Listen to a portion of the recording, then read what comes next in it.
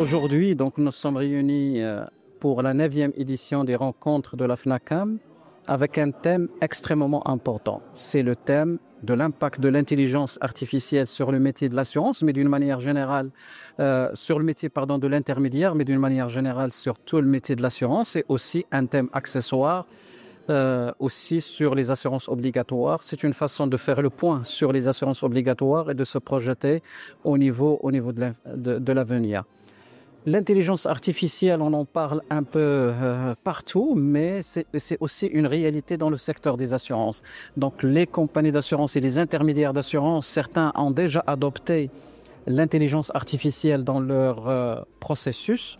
Certains, ils ont mis en place des agents qui permettent de les interroger, de répondre à un certain nombre de questions qui concernent les contrats, les garanties, la gestion de sinistres, et donc de ne pas chercher sur des sites de l'information, mais d'avoir quelqu'un qui interagit, qui répond vos questions.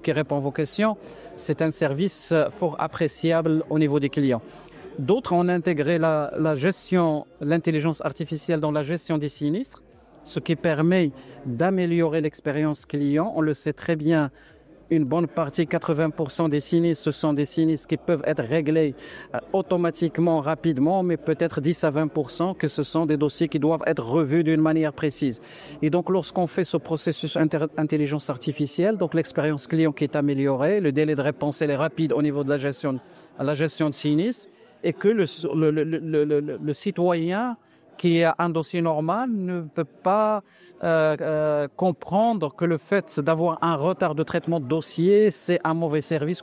Donc, c'est une amélioration de l'expérience client. D'autres, au niveau de l'intelligence artificielle, travaillent sur la détection de fraude, parce que la fraude en assurance, elle augmente les tarifs, elle fait bénéficier les gens, on va dire les honnêtes gens, pour financer ces fraudeurs-là. Et donc, il y a une traque pour pouvoir avoir des tarifs relativement intéressants et adaptés au niveau du risque. Donc, c'est aussi l'intelligence artificielle. Il permet d'avoir, lorsque le sinistre est déclaré, donc de qualifier le profil et de voir est-ce que c'est un sinistre qui est potentiellement frauduleux et non. Et ça permet aussi d'éviter d'interroger des clients dont le dossier est tout à fait normal, de les interroger, ce qui peut un petit peu détruire la relation et la confiance entre assuré et assureur. Tout changement, toute rupture, elle peut être vue comme une opportunité, comme une menace. Ça dépend la façon avec laquelle on aborde la question. Pour moi, donc on peut le voir, je vais dire, comme une opportunité pour quelqu'un qui va mettre les outils. Donc, ça lui permet de mieux rentabiliser son travail, d'avoir une meilleure prospection, un meilleur ciblage de clients, améliorer la qualité de service. Et tout ça, ça ne peut être que des opportunités d'un nouveau business.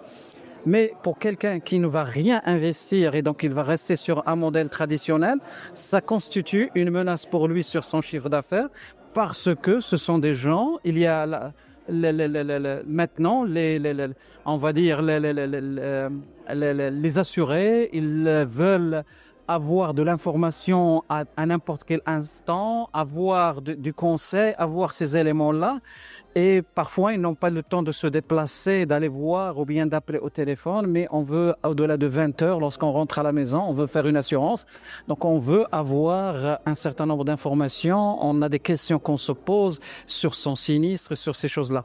Donc, si on travaille et on met les process adéquats et les solutions adéquates, c'est une opportunité.